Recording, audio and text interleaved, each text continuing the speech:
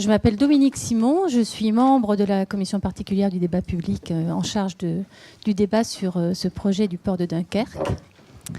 Et je suis heureuse de vous accueillir à cette table ronde qui va traiter d'un sujet qui s'impose pratiquement de lui-même. Donc je n'ai pas besoin de mettre un cadre bien précis, puisque en réalité, tel qu'il est présenté, le projet, le premier pourquoi du projet, finalement, c'est précisément le développement de la filière conteneur, qui est souligné par le grand port de Dunkerque en plein essor. Un développement c'est concomitant par une augmentation de la taille des navires et qui conduit donc le port à proposer une extension de ses infrastructures pour être en capacité d'accueillir ce type de navire dédié au transport des conteneurs. Donc bien évidemment, comme tout le projet repose sur cette filière, il paraît logique d'y consacrer un moment pour questionner à la fois les hypothèses de développement et les conséquences de ce développement sur qu'est-ce que ça veut dire pour un port et la capacité aussi que le port de Dunkerque a de profiter de ce développement, quel qu'il soit. Alors nous avons demandé à 3 personnes qui sont à côté de moi sur cette table de venir nous éclairer et de lancer un petit peu le débat, qu'ensuite la discussion que nous aurons ensemble pour évaluer ensemble quels sont les enjeux, quels sont les points clés qu'il faut traiter vis-à-vis de ce projet sur l'avenir de la filière conteneur. La chance que nous avons, c'est que ces 3 intervenants vont vous offrir des perspectives tout à fait différentes et complémentaires. Puisque nous aurons le point de vue d'abord d'un chercheur, Antoine Frémont, qui est, alors je lis pour ne pas dire de bêtises, directeur scientifique adjoint de l'IFSTAR. L'IFSTAR étant l'Institut français des sciences et technologies sur les transports, l'aménagement et les réseaux. Antoine Frémont est directeur scientifique, il est directeur de recherche. Il est également directeur scientifique d'un think tank qui travaille sur la question des transports en général et qui est coprésidé par Louis Nègre et Philippe Duron. Philippe Duron qui a produit tout le travail de Mobilité 21. Voilà, donc, et M. Frémont est hasard. Spécialisé sur la question du transport maritime et sur la conteneurisation, auteur d'un livre qui s'appelle Le monde en boîte et qui parle de ce développement. Donc il sera vraiment bien placé pour nous lancer notre réflexion sur les tendances passées et futures, à quoi il faut être vigilant quand on parle de cette évolution du marché des conteneurs. Le point de vue suivant sera le point de vue d'un patron de port, puisque nous avons la chance d'accueillir M. Lefebvre, le directeur des ports de Lille depuis août 2013, et qui a fait toute sa carrière dans le domaine des transports. D'abord, divers postes en logistique industrielle, et puis ensuite des activités de développement portuaire intérieur pendant 17 ans, dont une partie en Belgique, si j'ai bien compris. Oui, voilà. Et puis, nous aurons le point de vue d'un chargeur, et pas n'importe lequel, puisque nous avons la chance aussi d'accueillir Olivier Richard, qui s'occupe avec la société SRS d'organiser les transports de toutes les sociétés qui forment la galaxie Muliez. Donc, tous ces grands noms que nous connaissons, Auchan, Kiabi, Leroy Merlin, Decathlon, etc. Donc une galaxie importante qui a choisi de mutualiser pour optimiser le travail sur ses prestations de transport. Donc 3 éclairages complémentaires pour nous aider à réfléchir ensemble à ce qu'est l'avenir de la filière conteneur et ce que ça veut dire pour le projet dont nous allons parler tout au long de ce débat public. Monsieur Frémont, vous avez choisi de parler sans sans support. Sans PowerPoint, oui. Donc un numéro de claquette qu'on va tous écouter. Merci. Voilà. Merci beaucoup. Bonjour mesdames et messieurs. Sur l'avenir de la filière conteneur et l'avenir de la filière conteneur, évidemment en relation avec le port de Dunkerque. Comment traiter le sujet d'une certaine façon. Donc 10 à 15 minutes et puis après on pourra revenir. Enfin, je vais lancer quelques pistes. Avant de commencer, moi je voudrais souligner la qualité du dossier du maître d'ouvrage, c'est-à-dire que c'est un dossier extrêmement clair, avec énormément d'informations, extrêmement pédagogique, et qui donc permet de recueillir pour le citoyen un certain nombre d'informations qui sont extrêmement importantes, intéressantes. Alors bien évidemment, après on peut contester certaines de ces informations. Je ne vais pas me priver de le faire, mais quelque part, c'est le rôle du débat public et c'est le rôle de cette journée de préparation, finalement, de challenger un petit peu le maître d'ouvrage et dans ce qu'il nous propose. Et donc, en fait, pour avoir ce futur de la filière conteneur, je me suis dit, en relation avec le port de Dunkerque, eh bien, je me suis dit, qu'est-ce qui se passe? Une approche finalement par échelle. Qu'est-ce qui se passe à l'échelle mondiale et notamment le lien entre conteneurisation et commerce international. Qu'est-ce qui se passe à l'échelle du Range Nord et qu'est-ce qu'on peut essayer de pronostiquer comme évolution sur cette rangée Nord-Europe, et puis finalement quelle place pour un port comme Dunkerque sur la filière conteneur où il est dans une stratégie, c'est le petit poussé, hein, et donc une stratégie de niche. Alors sur commerce international et conteneurisation, finalement, qu'est-ce qu'il faut interroger dans le dossier? C'est cette idée que les trafics vont continuer d'augmenter à l'échelle mondiale d'une façon continue. Donc on peut poser cette question, parce que c'est une vraie question de prospective. Alors c'est vrai qu'il y a eu un lien très fort entre la conteneurisation et la mondialisation. J'ai l'habitude de dire sans conteneurisation, pas de mondialisation. Hein. Et donc la conteneurisation a été un des vecteurs très importants dans la mondialisation que nous vivons. C'est un petit peu la poule et l'œuf dont on a parlé dans la table ronde précédente. Mais il est évident que cette invention, qui commence à être ancienne, comme ça a été dit ce matin, de Malcolm McLean dans les années 50 aux États-Unis, est arrivée, comme toutes les innovations, au bon moment, c'est-à-dire un moment où on passe des 30 glorieuses à une société plus post-fordiste, où les produits manufacturés, les biens intermédiaires, prennent un rôle de plus en plus important dans le commerce international.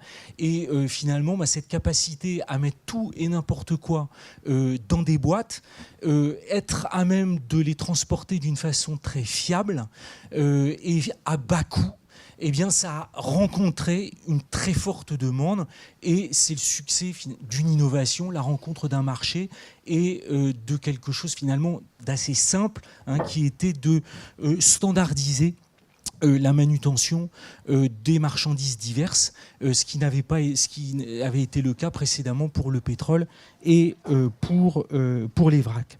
Alors ça, c'est un petit peu le panorama actuel, et avec bien évidemment au cœur du réacteur l'Asie orientale, puisque l'Asie orientale à elle seule, c'est plus de la moitié des conteneurs manutentionnés dans le monde. C'est là qu'il y a eu les plus forts taux de croissance, et c'est le marché aussi intérieur. Quand vous prenez l'axe Tokyo-Singapour, hein, le marché intra-asiatique, c'est le premier marché pour la conteneurisation, avant même les flux transpacifiques ou les flux Europe-Asie. Alors, comme je vous le disais, est-ce que finalement on peut s'interroger sur la suite et sur l'évolution du commerce international?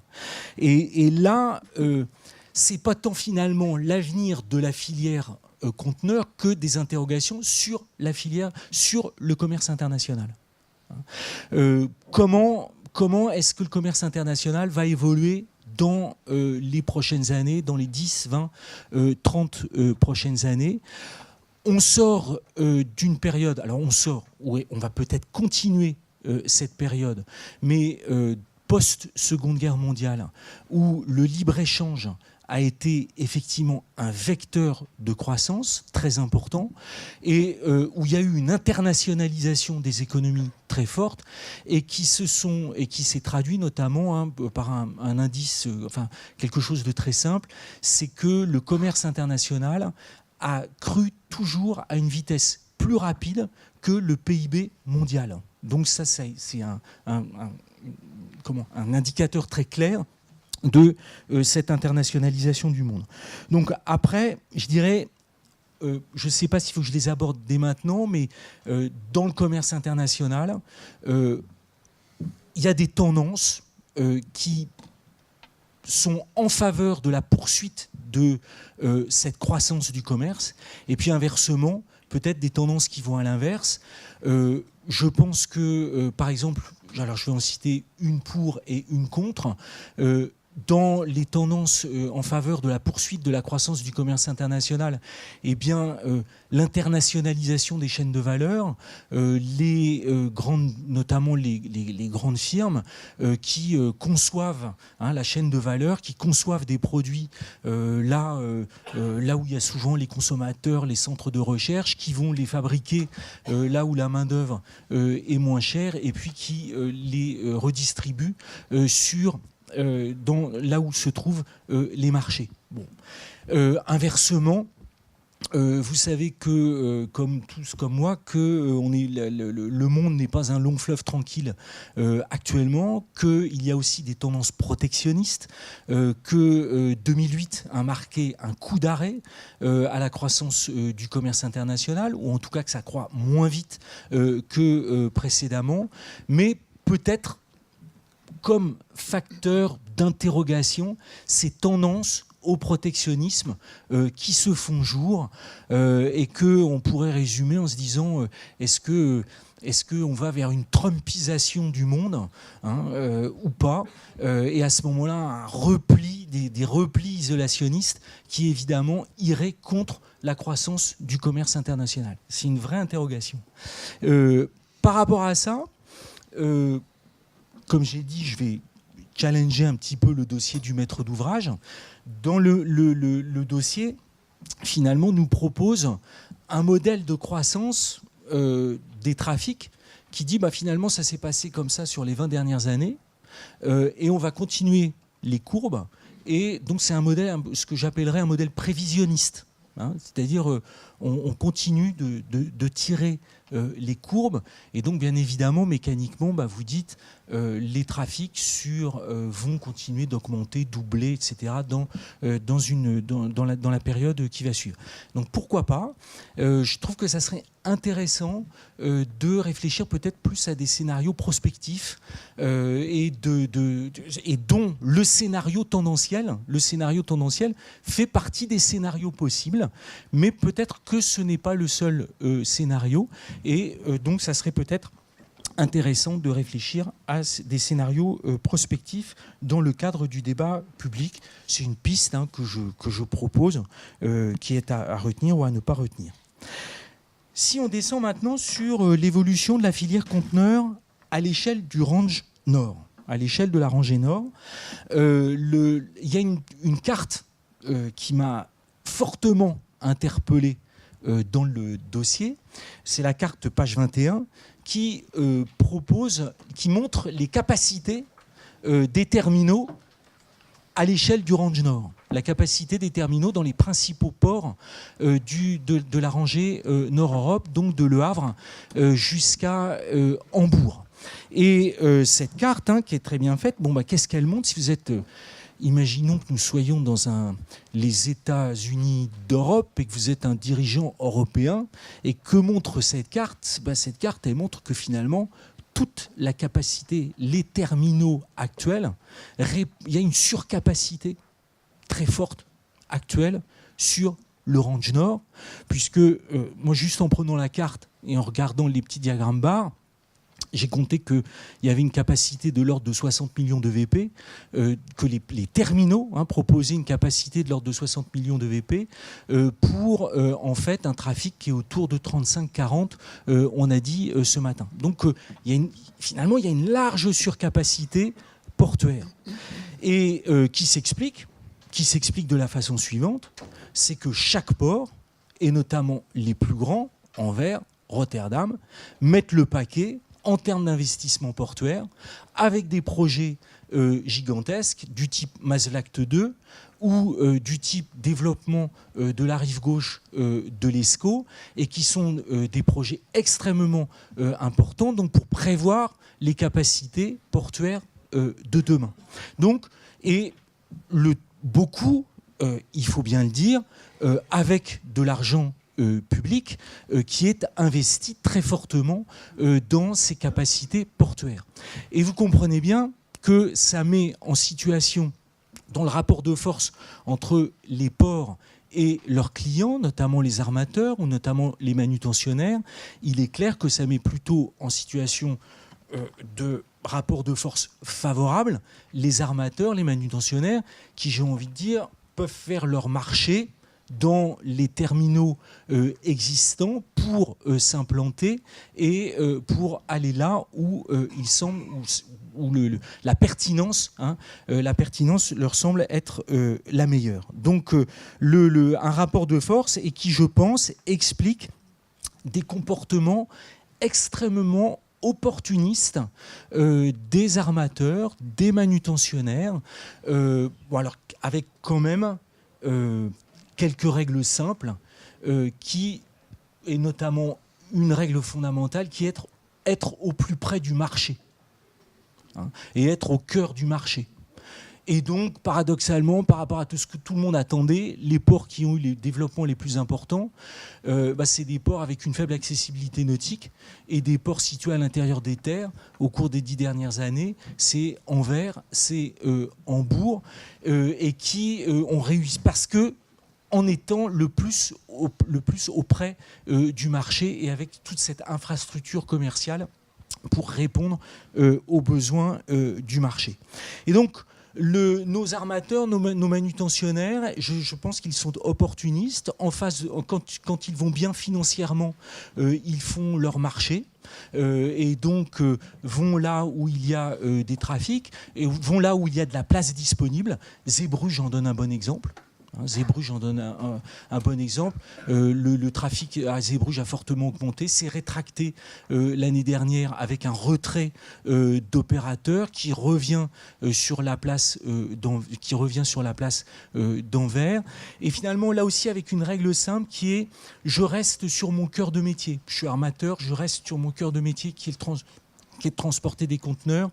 Je fais de la manutention si j'en ai les capacités financières, ou je m'allie à un manutentionnaire si j'en ai la possibilité. Donc voilà, être au cœur du marché, et puis la massification, l'économie d'échelle qui est fondamentale et qui fait bien évidemment le succès de ports comme Anvers et Rotterdam, cet effet boule de neige de la massification lié aux économies d'échelle sur mer, avec ces navires de plus en plus gros, à tel point qu'on ne sait pas où ça va s'arrêter. On disait 4 000, 6 000, 10 000, voilà, 15 000, 20 000. Voilà. Donc les économies d'échelle sur mer, et bien évidemment, ces économies d'échelle, elles doivent se poursuivre à terre, et donc via les navettes ferroviaires, via le transport fluvial, mais aussi via les entrepôts logistiques. Donc voilà, sur l'évolution de la filière conteneur à l'échelle du Range Nord. Alors, sur Dunkerque, vous allez me dire, je suis en train de vous dresser un portrait noir et de dire, il n'y a pas de place pour Dunkerque. On a envie de dire que si on regarde objectivement, c'est le petit poussé. Donc c'est quelle stratégie de niche pour un port comme Dunkerque. Alors, là encore, moi, il y a des arguments dans le dossier, je pense, qui sont contestables. La localisation du port, c'est un avantage et un inconvénient, on peut en discuter. La faiblesse, la congestion chez les voisins. Je pense qu'on peut en discuter. Est-ce que c'est vraiment une faiblesse de ces grands ports? Est-ce qu'ils ne parviennent pas à en faire un atout? On peut se poser la question. Par contre, donc voilà, on peut vraiment discuter là-dessus. Par contre, c'est vrai que inversement, ces grands ports, Anvers, Rotterdam, Hambourg, ils investissent. Et ils investissent massivement. Donc, pourquoi est-ce qu'il y aurait inversement une fatalité à ce que les ports français et Le Havre, Dunkerque voient finalement les conteneurs passer? Et c'est ce qui est très bien dit dans le dossier, qu'il y a une base locale qui existe et qui est donc à capter. Et c'est résumé par l'idée il faut construire un système logistique qui s'appuie sur, alors, étendre les bassins, je vais revenir là-dessus, avoir une zone logistique de 350 hectares, il y a 3000 hectares de disponibilité foncière, donc ça c'est pas rien, c'est un atout, la disponibilité foncière par rapport aux autres grands ports, hein, l'espace disponible, donc ça c'est un atout extrêmement important, mais donc construire finalement cette filière conteneur en partant d'un petit seuil. Faut le dire, hein, il faut être honnête. Alors, moi, la question que je me suis posée, c'est est-ce que la formule qui est adaptée, qui est de dire adapter les infrastructures portuaires à la croissance des trafics conteneurisés, je me suis dit, est-ce que finalement c'est le bon ? Parce que la clé du succès, elle est, ça a déjà été dit ce matin, je pense que c'est quoi ? C'est l'adossement à des chargeurs, à mes côtés.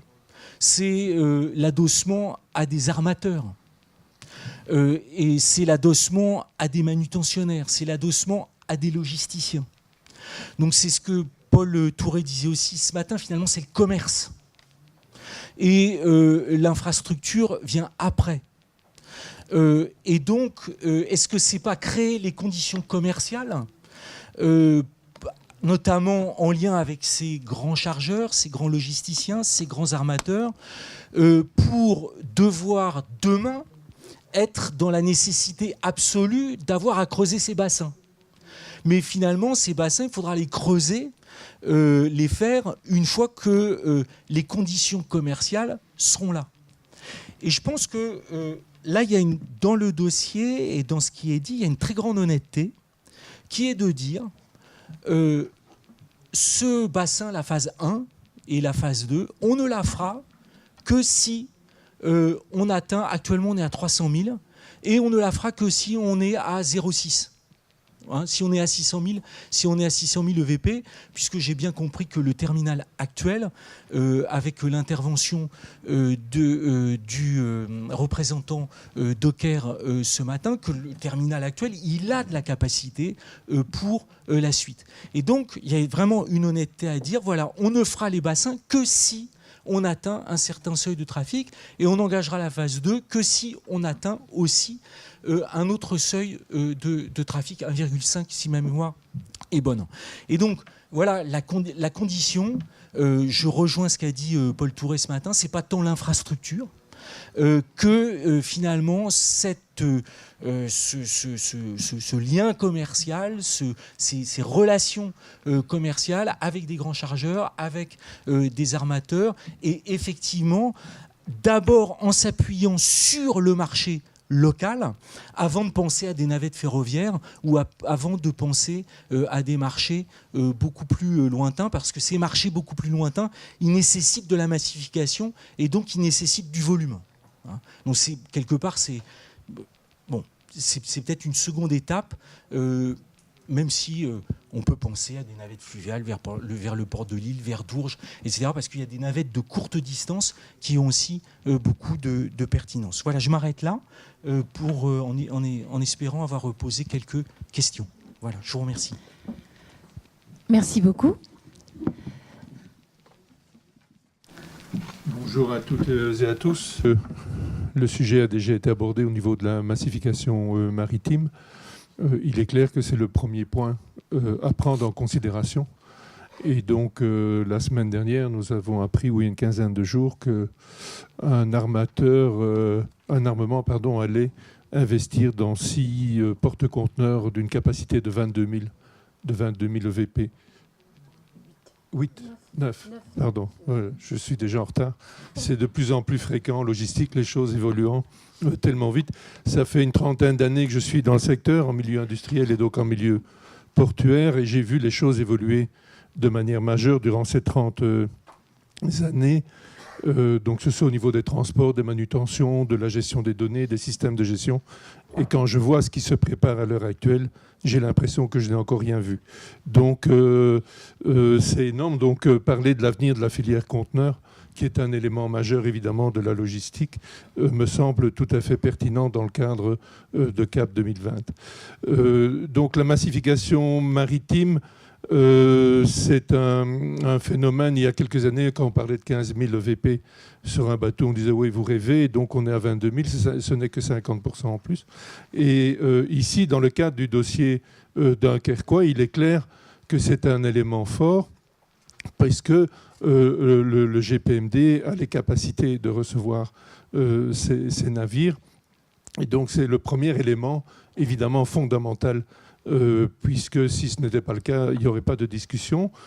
Ici, le port de Dunkerque a une des meilleures, si pas la meilleure, accessibilité maritime d'Europe, tant en termes de capacité technique que par rapport à la distance, autant de navigation par rapport aux lignes maritimes. Et donc, c'est un phénomène, évidemment, une situation à prendre en considération et qui est un atout, évidemment, extrêmement important pour le port de Dunkerque. Mais le but du navire maritime, c'est de ne pas venir faire un petit tour le long de quai et puis de repartir. Il faut que derrière, il y ait évidemment les capacités aussi à recevoir des bateaux de cette dimension-là et des cargaisons de plus en plus importantes, même si il est rare que la totalité d'une cargaison soit déchargée dans un port maritime. Et donc, ici, au niveau de Dunkerque, donc le premier élément après la navigation maritime, c'est le terminal. Et donc le terminal doit être évidemment en capacité de traiter un nombre important de conteneurs. 22 000 EVP, ça veut dire quand même une masse à charger au départ, une masse à décharger à l'arrivée et vice-versa. Et donc dans ce cadre-là, à quoi cela sert-il d'être à 2 heures de navigation de la ligne maritime si c'est pour perdre du temps sur le terminal? Donc il faut absolument que le terminal soit performant. Il doit être performant dans l'exécution, évidemment, des manutentions, mais il doit aussi être en capacité non seulement d'accueillir un navire, mais il y a on peut éventuellement calculer une moyenne des réceptions de navires sur un port, qu'ils soient maritimes ou intérieurs, mais il y a une donnée qu'il faut oublier immédiatement en logistique, c'est la moyenne. On oscille entre des minima et des maxima. Donc il faut avoir la capacité à être en permanence capable de se positionner au-dessus de la moyenne et en tout cas décréter les pointes, les maxima. Et donc cela nécessite évidemment une longueur de quai suffisante, les engins de manutention performants et en suffisance, et également une capacité de stockage pour permettre le déchargement des conteneurs et déjà accueillir les conteneurs à la sortie, donc destinés à l'exportation. Donc ça, c'est le premier maillon de la chaîne, je dirais, qui suit le voyage maritime, c'est les capacités du terminal. Et donc, quand on tient compte de cela, il est tout à fait légitime, évidemment, d'envisager une amélioration des performances, des capacités du terminal du GPMD. À cela s'ajoute évidemment l'évacuation ou l'acheminement des conteneurs vers le port de Dunkerque, puisque c'est, je dirais, le problème qui nous préoccupe principalement aujourd'hui. Et comment cela se passe dans la réalité? Donc, il faut évacuer les conteneurs. Donc, il y a une relation conteneurisée par voie fluviale entre le port de Dunkerque et le port de Lille, donc dans les deux sens, en termes de flux, principalement à l'import ici au départ de Dunkerque. Les trafics sont équilibrés et sont beaucoup plus importants à l'heure actuelle par le port d'Anvers. Et le port d'Anvers qui n'a pas la même accessibilité maritime, hein, donc ça c'est déjà un élément important. Et pourtant, dans le cadre de la croissance des flux entre les ports maritimes et les ports d'Anvers, nous sommes sur une croissance entre Lille et Dunkerque d'environ 10% par an. Donc bravo, je dois vous citer le chiffre du port d'Anvers, on est sur du plus 40% entre Lille et Anvers, tant à l'import qu'à l'export. Donc il y a un réel potentiel dans la région, il y a beaucoup de problèmes d'engorgement au niveau d'Anvers. Les flux continuent à croître, mais c'est au détriment, je dirais, de l'activité intérieure, tant au niveau des transports que des manutentions. Un exemple, les flux, donc les lignes fluviales entre Anvers et Lille, et également entre Dunkerque et Lille, sont communes pour tout ce qui est les liaisons avec Lille et Dourges. Pour le moment, les problèmes sont tels à Anvers que les bateaux, donc les péniches, n'ont plus le temps d'aller sur Dourges. Elles s'arrêtent à Lille et puis on réexpédie en camion sur Dourges, ce qui est un total non-sens. Parce que les bateaux doivent tourner beaucoup plus vite, doivent remonter à Anvers beaucoup plus vite, puisqu'ils perdent du temps. Le marinier veut évidemment son business, il veut ses recettes. Et donc, c'est un non-sens, mais c'est comme ça. Donc, il y a une répercussion des problèmes d'Anvers sur les routes ici dans la région. C'est un total non-sens. Donc, mais ça renforce, ce non-sens renforce évidemment l'impératif, nécessité, le devoir, je dirais presque, de renforcer Dunkerque, puisque le potentiel, il est là. Et il est bien là, tant à l'import, donc ça c'est clair par rapport à Dunkerque, mais il y a un potentiel énorme à l'export également. Donc voilà, donc ça c'était pour faire un focus dans un premier temps donc sur cet effet de la massification maritime et qui justifie un positionnement fort de Dunkerque, puisque nous pensons que le phénomène ne va pas s'inverser. Autre élément important, c'est le contenant, donc le conteneur et la caisse mobile. Donc nous avons de plus en plus de potentiel. Ça a démarré au mois de décembre, donc on n'est pas encore dans des pourcentages importants, mais on est déjà dans une part de marché de 2 à 3% de transfert de conteneurs maritimes sur des lignes ferroviaires à Lille.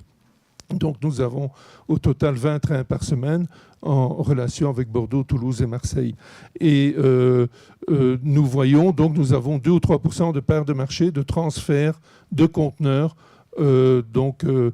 fluvial Dunkerque et Anvers vers Lille, transfert sur les lignes ferroviaires et puis réexpédition vers le sud de la France. Donc ça aussi, c'est un fait. Et je vais vous citer deux exemples emblématiques pour vous situer un peu l'ampleur de la gestion des différents flux. Bon, c'est du trafic de transit, mais il est impératif de conjuguer de la consommation de la valeur ajoutée, je dirais, locale, à du trafic de transit pour des questions de productivité et de fréquence. Mais nous avons un flux, donc un breuvage écossais qui transite par la voie maritime jusque Zeebrugge, voie fluviale jusque Lille, et puis train jusque Bordeaux. Nous avons encore plus fort un trafic fluvial Anvers-Lille, ferroviaire Lille-Marseille, maritime Marseille-Algérie. Donc vous voyez, voilà. Donc tout ça, ce sont des flux. Je ne peux pas tous vous les citer puisque nous sommes dans des taux de croissance extrêmement importants au niveau du port de Lille, mais je relève vraiment les deux exemples emblématiques. Et donc cet aspect à venir de la filière conteneur, je pense qu'à un moment donné, les questions se posent, est-il encore opportun, pertinent d'avoir des conteneurs maritimes d'une part et des caisses mobiles de l'autre? Bon, à cela s'ajoute évidemment des problèmes de capacité, de dimension, notamment par rapport à l'évolution de la palette. De plus en plus de marchandises sont palettisées. Et donc, les palettes ISO, le format européen est remis en question. Et donc, il y a une forte évolution de ce côté-là, donc au niveau du contenu, du contenant, pardon, par rapport à cette capacité à évacuer les marchandises par différentes lignes fluviales et ferroviaires. Bon, tous les ports ne peuvent pas avoir toutes les relations ferroviaires ou fluviales nécessairement, ni maritimes. Et donc, il y a toute une mise en réseau. C'est là-dessus que nous allons travailler, notamment avec Norlingport, qui est opérationnel maintenant. Et donc, toute cette évolution au niveau... Il n'y a pas que les infrastructures, il n'y a pas que le béton, je dirais le mur de quai et puis la dalle derrière, ni les machines. Il y a tous les aspects qui interviennent dans la chaîne logistique. Et évidemment, le conteneur est un élément majeur. Donc tout ça, ce sont des évolutions que nous pouvons maîtriser, que nous pouvons imaginer. Par contre, pour moi, un des gros enjeux ici, au niveau du port de Dunkerque et également au niveau du port de Lille, c'est de se transformer en port connecté. Ça va être fondamental.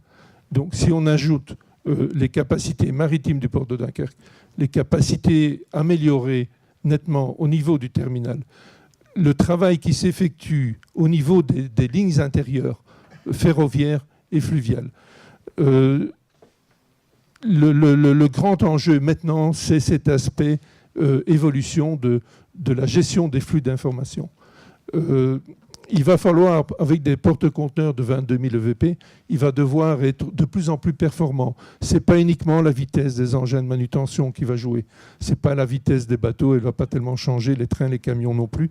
Mais c'est au niveau de la préparation de toutes ces opérations, en aval ou en amont, en fonction que l'on est en import ou en export. C'est toute l'évolution de la maîtrise des informations qui vont permettre de gagner du temps dans la préparation du travail, que ce soit au niveau du conteneur, et donc là on parle de plus en plus d'objets, de l'Internet des objets, donc de conteneurs intelligents, entre guillemets, qui vont se parler entre eux, notamment l'exemple le plus emblématique, c'est dans le cas des chargements, ce sont les conteneurs qui vont définir s'ils ne sont pas trop près d'un autre conteneur dangereux, etc. Donc il va y avoir une communication entre les conteneurs, il va y avoir également, évidemment, une traçabilité, mais d'abord une capacité à localiser, non pas un navire de mer, mais son propre conteneur. Et il y a également la traçabilité. Donc cette informatisation du conteneur va permettre de tracer l'historique du conteneur, et notamment le type de marchandises qui était chargé, le voyage précédent, 2 voyages, 1000 voyages éventuellement, les capacités sont illimitées. Et donc dans ce cadre-là, par rapport à certaines exigences qui ne font que croître vis-à-vis de la marchandise et de la sécurisation de la marchandise, eh bien, donc c'est un élément extrêmement important. Et les ports qui ne seront pas un maillon de la chaîne, un maillon qui ne sera pas connecté, vont sortir du jeu. Et donc il est impératif, au-delà de cette évolution technique, encore une fois, au niveau maritime, terminal et puis redistribution, il faut que les ports, et le port de Lille, qui n'a pas la dimension du port de Dunkerque, le port de Lille va être obligé également de se connecter. Et donc, le chargement des conteneurs, va fort évoluer, notamment par rapport à cette gestion informatisée.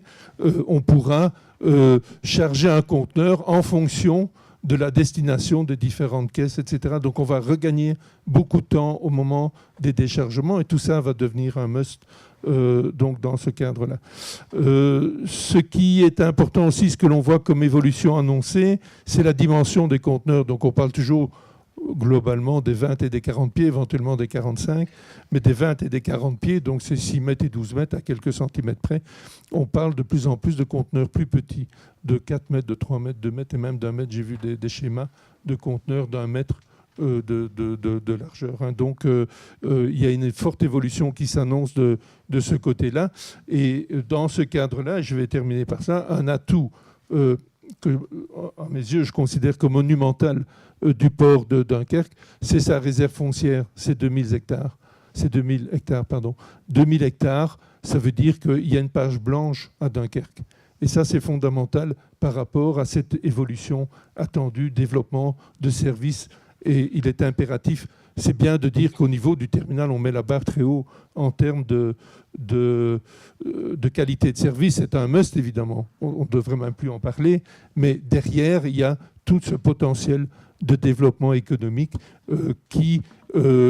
dont il faut améliorer l'attractivité. Et je reviens donc à la justification des investissements ici à réaliser au niveau du port de Dunkerque. Voilà, j'espère que je suis à la base d'un beau débat. Et donc, je vous remercie de votre attention. Dans son intervention, M. Frémont soulignait l'importance du commerce et du travail entre un port et son hinterland. Donc je pense qu'on va écouter dans cette perspective avec grand intérêt votre intervention, M. Richard. Très bien. Bonjour à toutes et à tous. Pour me présenter peut-être un peu au-delà de ce que vous avez pu faire, donc moi je coordonne l'achat de transport international, principalement maritime et aérien, pour les différentes enseignes de la Galaxie Mullier. Donc vous avez cité quelques enseignes tout à l'heure. On va retrouver, des enseignes au sein desquelles on va retrouver principalement Auchan, Leroy Merlin, Kiabi, etc. Donc des enseignes de distribution généraliste et des enseignes de distribution plus spécialisées. Donc moi mon rôle c'est de coordonner l'achat de transport international. Donc je suis en lien maintenant depuis quelques années direct avec les compagnies maritimes. Et l'idée, c'est de vous présenter aujourd'hui quelles sont nous, les contraintes auxquelles on est confronté, quels sont les enjeux aussi pour nos différentes enseignes, en essayant de rebondir sur les réflexions qui ont pu être apportées par la partie scientifique ou par la partie plus institutionnelle. Voilà, donc je vais essayer de faire défiler, puisque moi j'ai préparé un petit support. En fait, ce support-là, à l'origine, il a vocation, puisque comme je vous disais, moi je coordonne l'achat de transport pour plusieurs enseignes, d'essayer de convaincre ces enseignes-là de l'intérêt de recourir au port de Dunkerque, puisque c'est vrai, ça a été souligné par plusieurs intervenants, ça n'a pas toujours été on va dire le schéma privilégié, même parmi des enseignes qui pouvaient avoir dans leur giron des exemples, de recourir au port de Dunkerque. Donc je vais vous dresser d'abord, je ne sais pas si... Voilà. Alors, le tableau, pour que vous compreniez un petit peu les enjeux qui nous concernent. Alors, je ne vois pas bien, je vais peut-être me lever. Voilà, alors, pour vous dresser un petit peu le schéma, aujourd'hui, la Galaxie Mullier, toute destination confondue, c'est 155 000, puisqu'on a conclu l'appel d'offres là il y a quelques mois, 155 000 conteneurs équivalents 20 pieds sur à peu près une dizaine de destinations. Et en termes d'origine, on est à 80% sur la Chine, et le reste étant approvisionné au niveau du sous-continent indien, Inde, Bangladesh, Pakistan et de l'Asie du Sud-Est. Donc ces conteneurs-là sont destinés, vous voyez, à la France, quand même encore aujourd'hui majoritairement, mais aussi à l'Espagne, à l'Italie, Portugal, Russie, etc. Aujourd'hui, notre champ d'intervention, c'est celui-là.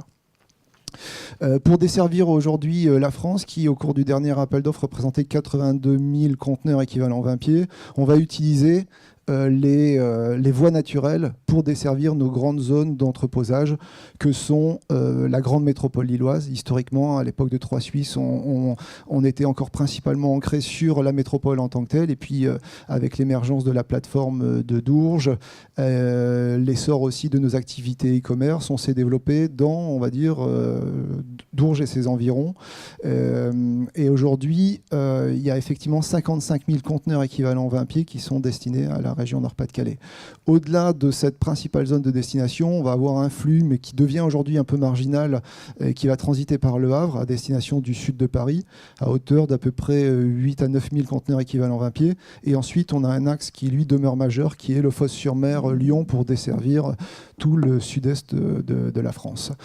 Et donc, c'est vrai qu'historiquement, nos enseignes faisaient le pari des ports qui étaient dominants sur le range, à savoir Anvers et Zeebrugge.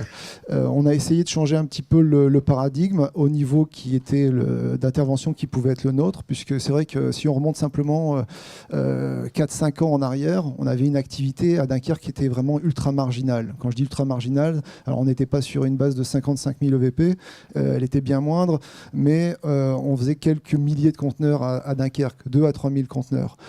Pourquoi on arrivait à ce constat-là? C'est simplement parce qu'il n'y avait pas forcément d'offres de transport, je parlais de lignes Asie-Europe, qui malheureusement escalaient à Dunkerque.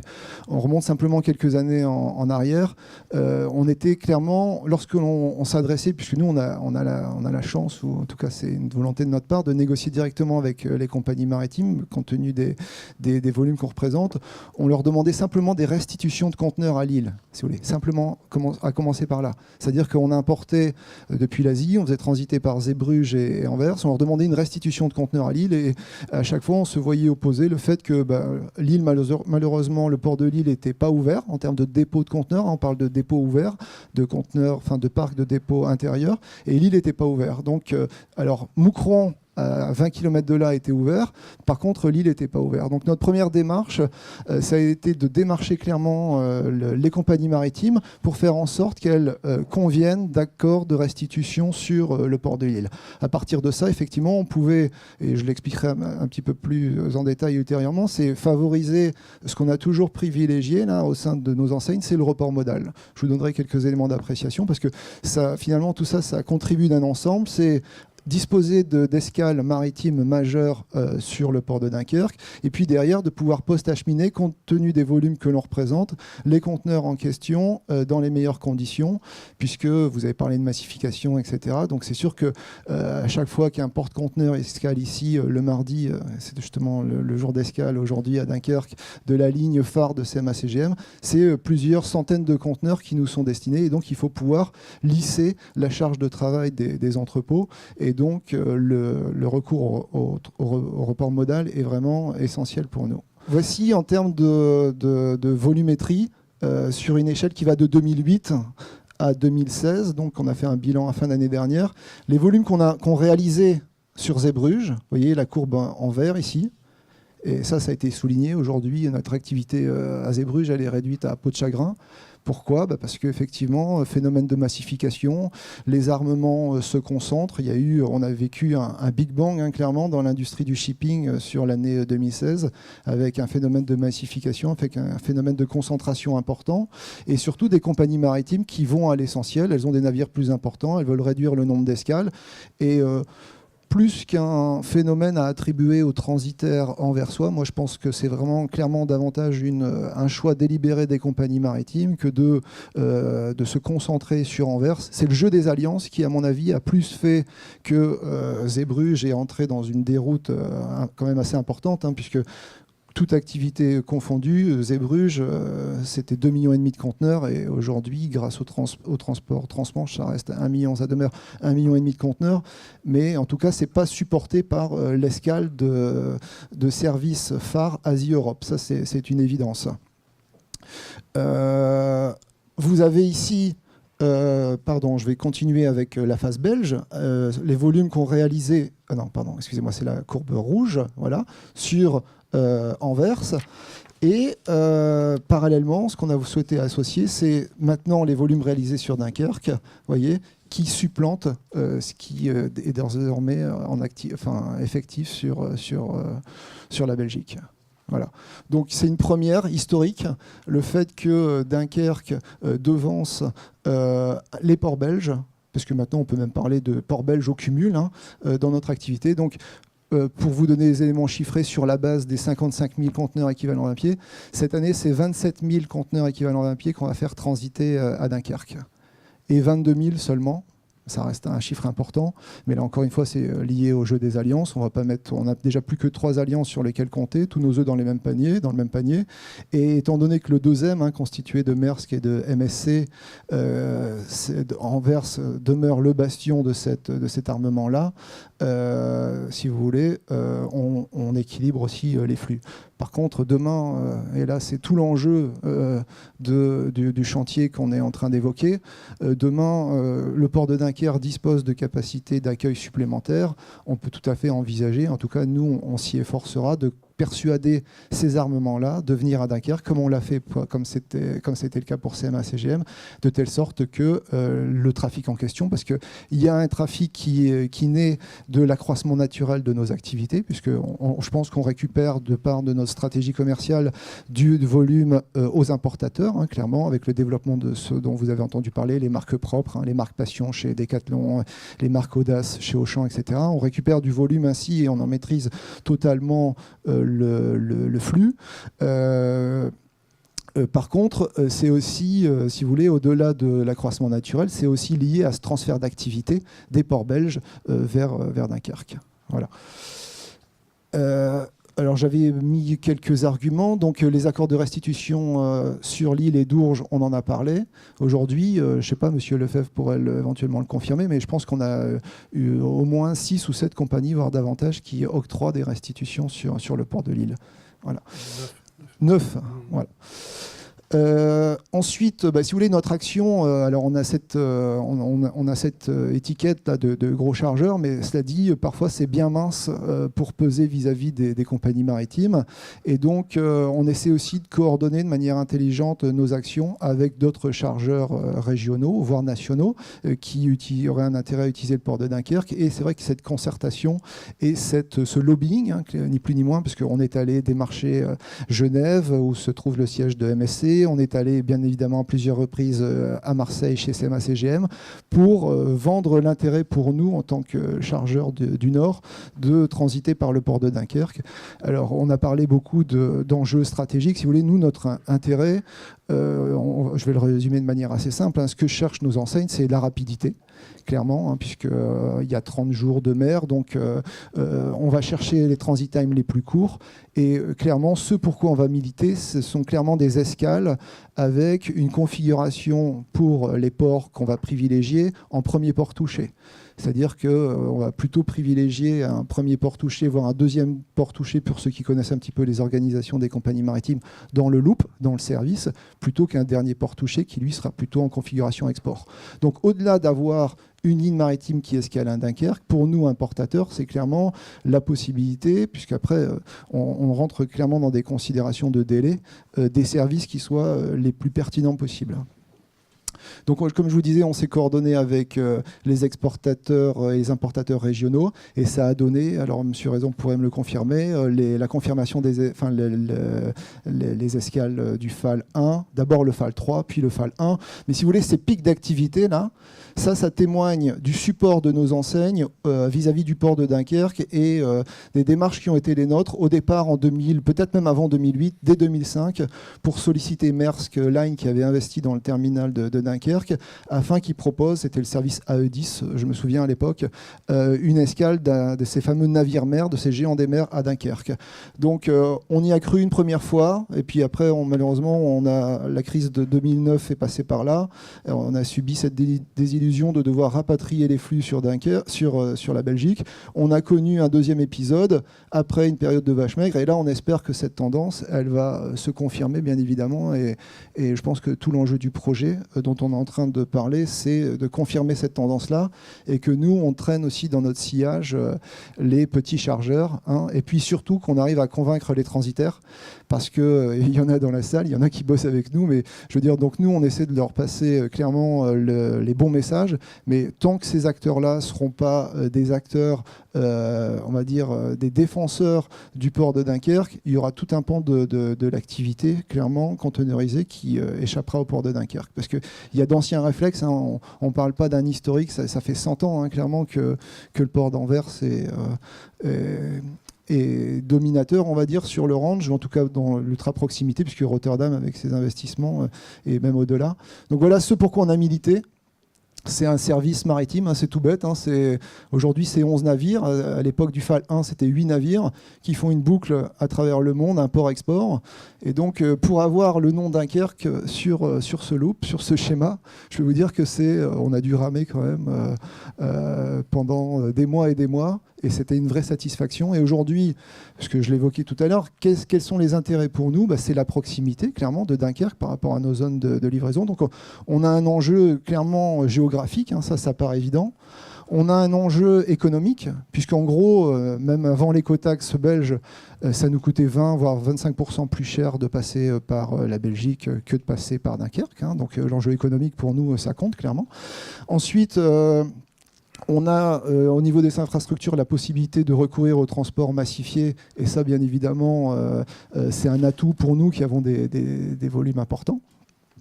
Et puis, il y a cette question aussi de la simplification administrative, puisqu'on a été les premiers dans la galaxie Mullier à mettre en place la fameuse procédure qu'on appelle la PFM, hein, procédure fluvio-maritime, pour accompagner des marchandises qui sont en régime suspensif de paiement des droits et taxes depuis le port maritime jusqu'à nos entrepôts, hein, qui sont dans des aires des magasins et aires de dépôt temporaires. On a la possibilité à moindre coût et de manière simplifiée de faire transiter nos marchandises. Donc intérêt géographique, intérêt économique, et puis après pour permettre la fluidité bien évidemment que l'on cherche, puisque vous le savez, c'est quand même de notoriété publique. La Belgique, c'est un des pays les plus congestionnés, même du monde, et donc honorer des rendez-vous quand on part d'Anvers à destination de Léquin, voire pire de Dourges, c'est un casse-tête au quotidien, alors que lorsque l'on peut transiter par Dunkerque et derrière utiliser les barges, chuter les conteneurs à Dourges pour les livrer, à Lille pour les livrer à Léquin ou à Dourges pour les livrer à Douai, ça semble quand même comme une évidence. Donc ça se traduit aussi de manière chiffrée ici sur la volumétrie mensuelle que l'on réalise à Dunkerque. Donc si on revient simplement 2 voire maintenant 3 ans en arrière, on avait des volumes, pas négligeables, mais qui étaient quand même somme toute assez limités. Pour aujourd'hui, et je pense que ça sera un niveau qu'on va maintenir là tout au long de l'année, arriver à plus de 2000 conteneurs équivalents 20 pieds par mois sur Dunkerque, en y associant différents armements. Et ce que je voulais souligner, c'est qu'on a milité, et clairement, il y a les chargeurs du Nord, mais Franck Gons y a aussi contribué, à faire venir les compagnies maritimes. Et nous, tout l'enjeu pour nous, ça a été, même dans une configuration où Rotterdam continue d'être privilégié, c'est de faire en sorte qu'il y ait un acteur qui vient d'être racheté, d'ailleurs, la UASC, qui a été racheté par Hapag-Lloyd, c'est que même s'il touche Rotterdam dans des bonnes conditions, c'est qu'on organise ce qu'on appelle du feedering, hein, depuis Rotterdam sur Dunkerque. Et nous, on a poussé vraiment tant qu'on le pouvait cette solution-là. Et aujourd'hui, MSC, qui a fait d'Anvers son bastion, et UASC propose, et c'est ce qu'on voit apparaître ici dans les nouvelles couleurs, là, du feedering sur Dunkerque. Et ça, on en est assez fiers également. Donc, je vous disais, le support en question, moi, il m'avait servi, puisque je pilote la synergie d'achat de transport, à convaincre aussi mes différentes enseignes, hein, pour adhérer au projet. Et aujourd'hui, toutes celles dont les logos sont repris ici, donc Saint-Maclou, Grain de Malice, Rouge-Gorge, Électro-Dépôt, etc., aujourd'hui, tous ces gens-là transitent sans exception par Dunkerque. Il y en a peut-être 1 ou 2 qui échappent à la règle. Alors Decathlon...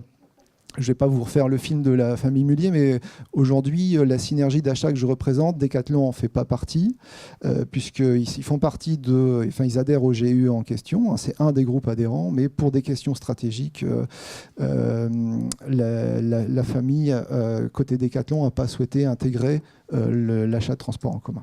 Voilà. Donc c'est effectivement pas encore, mais des réflexions effectivement sont en cours. Voilà. Ensuite... Voilà. Alors, je pense que c'est la dernière slide pour illustrer donc, que dans la continuité de notre transport maritime, on utilise la voie d'eau. Et on était assez fiers, puisque là-dessus, c'est pareil, on a été moteur. Il faut souligner la flexibilité des opérateurs multimodaux qui nous ont accompagnés. On a clairement un service sur mesure, hein, c'est du cousu main. Et c'est là tout l'enjeu d'un Dunkerque par rapport à Anvers. Hein. Monsieur Lefebvre le soulignait à juste titre. Nous, cet été, on s'est arraché les cheveux puisqu'on avait des barges, puisque c'est le mode qu'on veut privilégier, qui attendaient 3, 4, 5 jours dans le port d'Anvers. Quand on dit que les infrastructures aujourd'hui sont en capacité d'accueillir, je peux vous dire qu'il ne faudrait pas que vous teniez ce discours-là vis-à-vis de notre centrale d'achat, parce que vous partiriez un peu la queue entre les jambes, puisque les conteneurs ils n'arrivent pas, et c'est bel et bien à cause d'un problème d'infrastructure.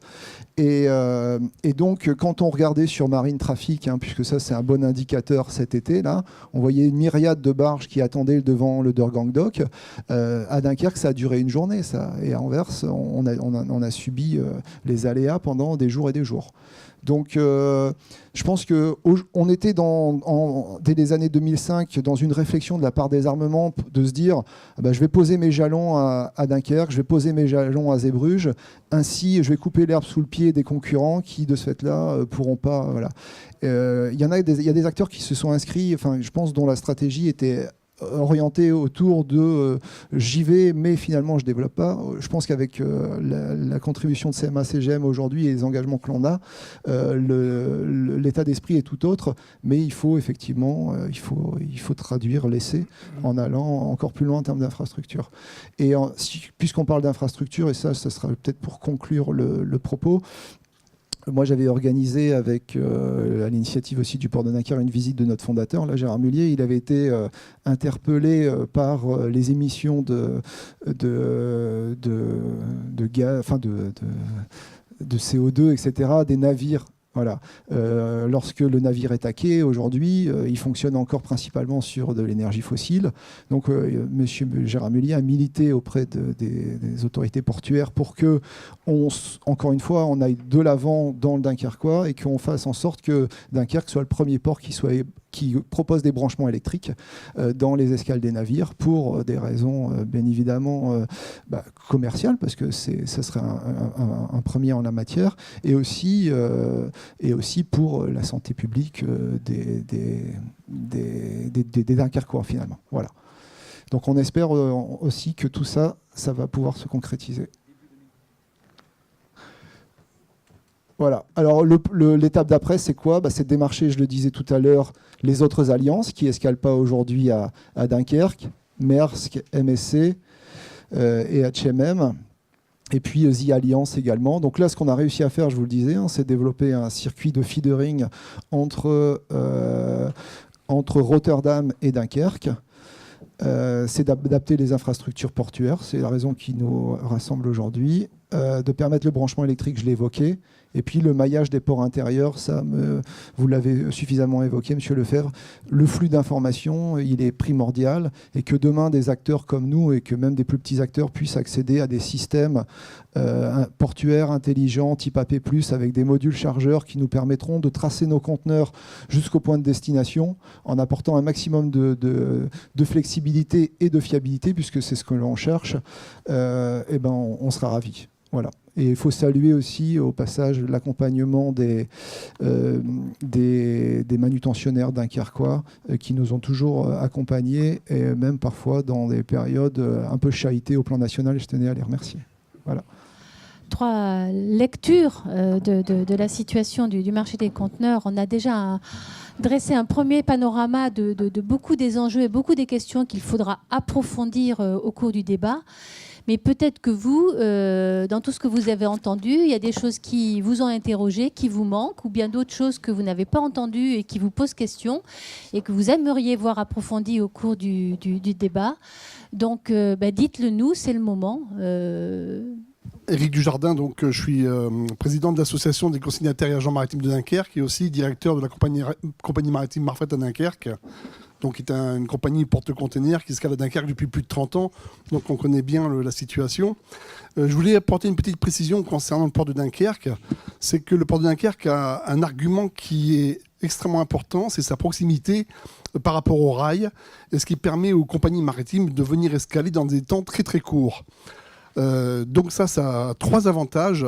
C'est que quand vous avez des porte-containers dont le taux d'affrètement est extrêmement élevé, alors ce qui n'est pas le cas en ce moment, mais comme c'est très cyclique, il n'est pas improbable que dans les années à venir, on ait une flambée au niveau des taux d'affrètement des porte-containers. Quand vous avez des consommations de fuel pour des navires de 15 000 TU qui sont de l'ordre de 300 tonnes par jour, quand vous additionnez ces 2 arguments-là, quand vous gagnez, je dirais, 24 heures par rapport au port d'Anvers, puisqu'il faut remonter les SCO, c'est extrêmement important pour les compagnies au moment où elles commencent à regarder le coût de leur navire. Donc c'est pour ça que la proximité du rail du port de Dunkerque était un argument extrêmement important pour les compagnies maritimes. Et aussi le fait de gagner 24 heures sur une rotation, donc au niveau des transit time et au niveau de la rotation complète d'un navire, c'est un argument qu'il faut tenir en compte aussi. Donc c'est vrai que Dunkerque, pour ça, pour l'avenir, a des arguments de praticité pour les compagnies maritimes qui sont extrêmement importantes. Donc c'est un petit point que je voulais rajouter concernant l'attractivité du port de Dunkerque. Merci. Monsieur ? Bonjour, Marc-Claude Portemann, je suis porte-parole du collectif de préservation de l'environnement vers Dunkerque. Vous avez parlé de 1000 hectares de réserves foncières. Il serait bien qu'on puisse savoir ce que vous pensez faire de toutes ces réserves foncières qui restent et le peu la peau de chagrin qui va diminuer peut-être au fil des décennies. Merci. Donc ça, c'est une question clé à approfondir. Jean-Pierre Baumel, Dillinger France, je suis directeur administratif et je suis aussi contrôleur de gestion du groupe Stahl Holding Saar en Allemagne. Donc je suis particulièrement intéressé avec les coûts. J'ai bien compris que la démarche du groupe Auchan par rapport à vos concurrents, c'est de jouer sur la logistique, tant en rapidité qu'au niveau coût. Et pour cela, le port de Dunkerque est intéressant. Et ça peut être intéressant au niveau du port de Dunkerque pour une augmentation de trafic. Mais je me permets aussi d'attirer l'attention sur la réflexion générale du développement du port de Dunkerque. Parce que la sidérurgie, par exemple, qui est présente sur le port de Dunkerque, que ce soit ArcelorMittal ou nous, Dillinger France, c'est à peu près, nous, c'est 500 000 tonnes par an via le quai de l'Escaut. On est aussi prêt, comme nos voisins d'ArcelorMittal, en vrac. Et puis c'est 1 million de tonnes de coils et de bobines à peu près par le quai de l'Escaut. Puis après, il y a tous les vracs, les minerais et les charbons. Quand on regarde la mer du Nord, on voit, comment dirais-je, il y a 3 usines sidérurgiques importantes. Il y a Brême, il y a Gand et il y a Dunkerque. On a le même problème que dans la grande distribution. Les coûts internes sont gérés. Et maintenant, la différence se fera dans le futur sur les coûts de logistique entrants, le coût de logistique sortant. Donc c'est pour ça que la première étape, je pense, de l'Atlantique est très intéressante, mais il ne faudra pas omettre de réfléchir dans quelques années sur une étape via Baltique. Ça, c'est une de mes remarques. Et après, j'ai vu aussi dans le rapport qu'on nous a donné ce matin, on parle de possibilités de dépotage. Or, nous, on a commencé à faire des tolls pour la Chine et on a eu des problèmes pour empoter. Je veux dire, des tolls pour raison de 20 tonnes, parce que pour l'instant, le groupe voulait qu'on les envoie par Anvers. On s'est battu avec Madame Van Milgem, qui est responsable de la logistique de Dillinger France, et puis avec l'aide de STE et du port, je veux dire, pour avoir quelques milliers de conteneurs pendant l'année. Et ça, quelles sont, comment dirais-je, les prévisions? Parce que dans le sens logistique, au sens large, il y a le transbordement, il y a le transport, on a bien vu, on a bien compris. Et qu'est-ce qui est prévu pour des zones d'empotage, des zones de dépotage? Et je pense que mes collègues, si Dominique Père est dans la salle, il doit avoir les mêmes problèmes aussi pour empoter certains coils à l'intérieur pour les expédier à partir du port de Dunkerque. Et d'ailleurs, je soulignerai aussi avec Dominique, par exemple, on est en pleine réflexion avec Dominique Père, entre ArcelorMittal et Dillinger France, pour, au lieu d'envoyer des produits via train ou camion vers Anvers pour chargement sur bateau à Anvers, pour regrouper du trafic, et on a eu quelques réussites, en particulier vers l'Irlande, à faire arrêter les bateaux à Dunkerque pour augmenter le trafic. Donc nous sommes des acteurs vivants et on aimerait survivre et voir ce qui est prévu aussi pour nous à terme dans ce débat public. Merci, monsieur. Ce point de vue est important et on a déjà effectivement entendu cette question qui forcément sera soumise au débat. Comment ce projet s'articule avec l'industrie, avec effectivement tout le trafic vrac. Il y a aussi une tendance à la massification sur le vrac. Je dis des bêtises ou pas? Antoine Frémont. Sur le vrac, oui. Est-ce qu'on a aussi des navires de plus en plus importants pour gagner Le processus se fait déjà il y a pas mal d'années. De maximum. D'accord. Ok. Enfin, c'est un point qu'on va pas débattre, dont on ne va pas débattre ici, mais qu'on note bien, qui sera soumis. On sent bien qu'il y a des points de vue. Merci. Oui, il y a une demande de parole. Oui. Bonjour, je suis Martine Mine, présidente d'Attaque Flandre. Moi, je suis là depuis ce matin et je suis bien content d'avoir entendu Monsieur Antoine Frémont poser les vraies questions de fond. Pour moi, où sont, comme vous avez dit, où on en est, quelles sont les prévisions sur le commerce international? Est-ce qu'il est vraiment en croissance? Moi, je me pose vraiment les questions. Puisque nous sommes, qu'est-ce qui en est des tendances protectionnistes ou du libre-échange, qui est une actualité en ce moment. Alors, vous avez dit aussi qu'on a une capacité de 60 millions dans l'Orange Nord, alors qu'on n'en fait que 35, qu'on en est arrivé à 35 millions, si j'ai bien compris. Je connais rien, moi, sur les ports. Et vous avez parlé aussi du rapport de force des armateurs. Je vois qu'il n'y a pas que les armateurs qui vont avoir un rapport de force. On a encore une fois un beau lobbying ici sur les ports. Et surtout, vous avez dit que les ports les plus attractifs sont les ports qui sont à l'intérieur des terres. Ça, c'est quand même assez impressionnant. Voilà, donc moi, tout ça, je voudrais aussi rajouter qu'on n'a à aucun moment parlé de transition écologique. Là, j'ai entendu des termes comme croissance, productivisme, à tout va, consommation, à tout va. Mais on ne sait pas mais on a à aucun moment parlé de transition écologique. Alors, quand vous dites production, industrialisation, moi j'entends la pollution. Vous savez qu'un port-container, c'est quand même... il pollue autant que 50 millions de voitures. Je ne sais pas si vous vous rendez compte de ce que c'est, puisque il marche avec du fioul lourd. Bon, après, quand monsieur parle de petits trucs électriques, j'y crois pas trop. Tout à l'heure aussi, il y a un autre intervenant qui parlait de décarboner. Je ne sais pas comment on va faire. Voilà, après on n'a pas parlé des transports. Moi aussi on en a parlé beaucoup, mais là c'est un vrai problème sur le Dunkerquois.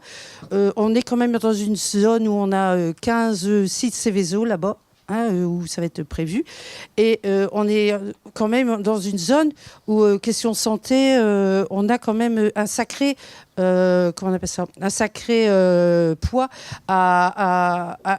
à soigner, quoi. Vraiment, c'est quand même aberrant qu'on nous mette des gros porte-conteneurs dans une zone où la population est sinistrée au niveau sanitaire.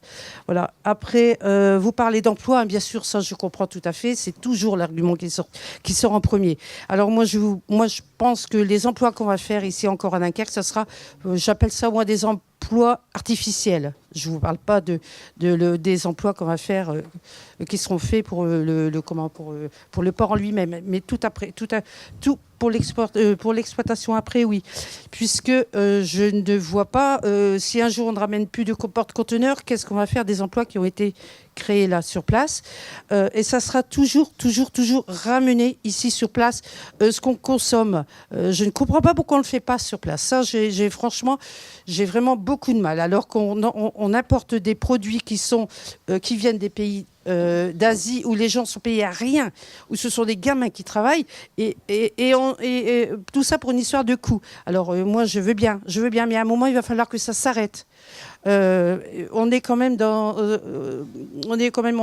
sorti la COP21 il n'y a pas longtemps, donc faudrait quand même, c'est vraiment une question de société. Voilà, donc je ne sais pas ce que vous en pensez, mais je voulais rajouter ça parce que j'aimerais bien que ça soit aussi inscrit dans vos réflexions. Voilà. Merci. Je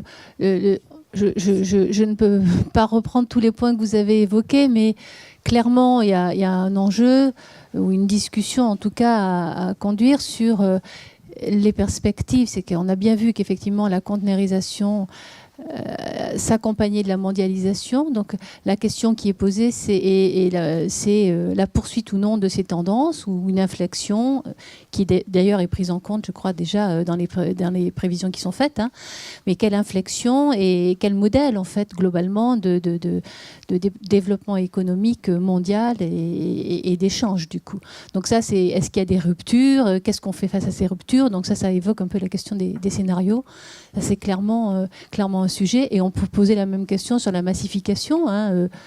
Ça nous a été posé aussi comme question. C'est est-ce qu'il y a... on voit bien cette tendance à la massification et on en a donc apparemment un nouvel exemple récent avec ces 22 000 EVP. Mais est-ce que ça va se poursuivre? Est-ce que ça va s'arrêter? Et ça aussi, c'est super dimensionnant pour ce type de projet. Hein. Donc on entend bien la question que vous posez, madame, je crois. Oui, bonjour. Donc Franck Gon, secrétaire général des ouvriers dockers au port de Dunkerque. Moi, je voudrais revenir sur ce qui a été dit par Jean-Pierre Baumel de chez Dillinger et vraiment profiter de Monsieur Fremont, mais je ne sais pas si vous allez avoir une réponse. Mais est-ce que vous avez réussi dans toutes vos études à chiffrer justement la part des industriels, de l'activité industrielle qui est passée dans le conteneur? Parce que ça a toute son importance. Aujourd'hui, nous, on voit sur les quais des bobines de tôle, des tôles qu'on empote. Avant, ça se faisait en conventionnel. Hein. Aujourd'hui, on parle de conteneurs, donc d'empotage. Et donc, est-ce que vous avez des chiffres à nous livrer de ce côté-là? Parce que clairement, nous, on a besoin aussi d'avoir cette visibilité. Et c'est vous, des gens comme vous, des gens comme ce matin aussi, d'Isemar, qui peuvent nous éclairer, qui sont en permanence, et vous êtes en permanence dans des études de ce type-là. Et ça a toute son importance. Alors pourquoi? Parce que je remets sur la table un peu ce que j'ai dit ce matin. On a une vocation fortement industrielle en termes d'emploi. Et nous, tout le long de ce débat public, on va s'attacher fermement à la garantie. Alors, on ne peut jamais être garanti, bien sûr, hein, mais au moins à protéger tous ces emplois qui sont industriels et qui, demain, on a bien compris, vont devoir se transformer vers de la modernisation.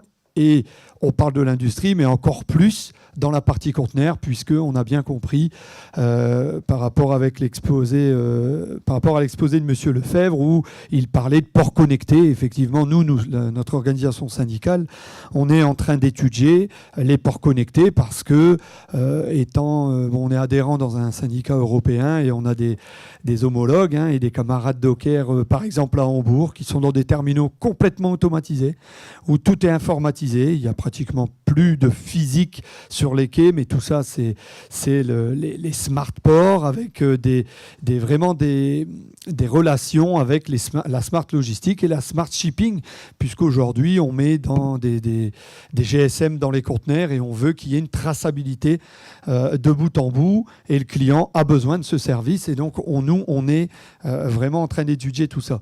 Mais par rapport à tout cela, on souhaite quand même, nous, avoir une vraie visibilité d'avenir, puisque ce projet stratégique, que je rappelle, il ne doit pas être à 5 ans ou 10 ans. On est vraiment là pour un creusement de bassin, avec une réflexion, nous pensons à 30, voire 40 ans, et on a besoin de prendre en considération, c'est environ 10 000 emplois, l'industrie sur le port de Dunkerque, et donc on doit vraiment l'accompagner et faire le bon choix d'avenir par rapport à ce projet stratégique.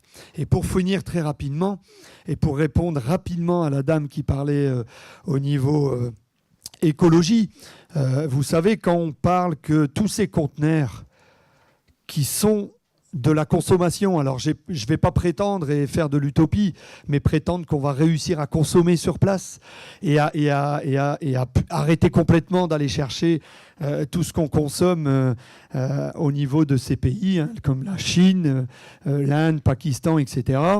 Je pense que c'est un très gros travail sur nous-mêmes et dans toutes les populations d'essayer de consommer sur place. Mais moi, j'ai envie de dire que si seulement nous rapatrions et on avait les transitaires, les armements, parce qu'on a bien vu que c'est une équation à plusieurs inconnus et qu'il faut qu'il y ait une volonté de plusieurs partenaires dans toute cette chaîne pour choisir un port, et bien déjà, si on faisait tout simplement et si on rapatriait tous ensemble les conteneurs qui nous appartiennent au territoire des Hauts-de-France, et on l'a dit, c'est à peu près 1 million de VP, on peut aller un peu plus loin avec le développement du conteneur, mais en tout cas 1 million de VP. Ici, on en fait, allez, on va dire qu'on va en faire 400 000. Donc il y a 60% de ces conteneurs, tout simplement, si on les ramenait sur le territoire des Hauts-de-France, eh ben, ça serait déjà une très grosse baisse dans l'empreinte carbone qu'on pourrait faire, parce qu'aujourd'hui, on a des illogismes en logistique, et on l'a vécu, par exemple, dans les tolls, où les tolls qui sont faits ici, eh ben, au lieu de les passer par le port de Dunkerque, on les mettait sur un camion, on les emmenait jusqu'à Anvers, etc., etc. Et ça, c'est de l'illogisme en logistique. Si on faisait tout simplement ce qui nous appartenait, je ne dis pas qu'on va réussir, hein, parce qu'en rigolant, hein, si on enlevait tous les habits, on regarderait tous nos habits Made in China et qu'on voudrait les enlever, ben on se retrouverait tout nu, comme on dit. Hein, parce que malheureusement, c'est tout ce qu'on consomme au quotidien. Et on n'a pas réussi, dans notre société, à essayer de consommer local et de faire... On essaye, mais on n'y arrive pas vraiment. Donc, vraiment une question précise. Pour revenir à ma question, excusez-moi de m'écarter, parce que c'est très passionnant et on pourrait en parler tous pendant des heures. Mais en tout cas, est-ce que vous avez des chiffres reliés à cette industrie ? Comment ? Je vais vous décevoir, j'ai pas de chiffres, hein. parce que comment, on a beaucoup de mal à avoir des chiffres quand même sur l'industrie maritime. C'est quand même pas évident du tout à connaître comme milieu, hein. Et donc on est très dépourvu. Par contre, ce qu'on peut dire pour aller complètement dans votre sens, c'est que entre les débuts de la conteneurisation et puis aujourd'hui, on n'imaginait pas qu'on allait pouvoir pratiquement tout mettre en boîte. Et donc c'est vrai que maintenant dans les conteneurs, on trouve tout et n'importe quoi. Enfin, tout et n'importe quoi. Il ne faut pas le prendre au sens péjoratif, hein. Mais donc effectivement, même des produits a priori qui étaient transportés en vrac, qui se retrouvent en conteneur, parce qu'il peut y avoir une logistique intéressante associée au juste à temps, par exemple pour des céréales. Et donc quelque chose auquel on n'avait pas pensé. Donc effectivement, on peut tout mettre pratiquement en conteneur. Peut-être pour aller un petit, c'est pas un bémol, c'est juste pour évoquer des possibilités d'avenir. Les produits à très forte valeur ajoutée. Celle à très très forte valeur ajoutée. Il y a le lancement d'un téléphone là qui coûte je sais pas combien actuellement. Bon, et clairement il ne prendra pas le transport maritime. Clairement, parce que sa valeur est telle que là c'est le transport aérien. Hein.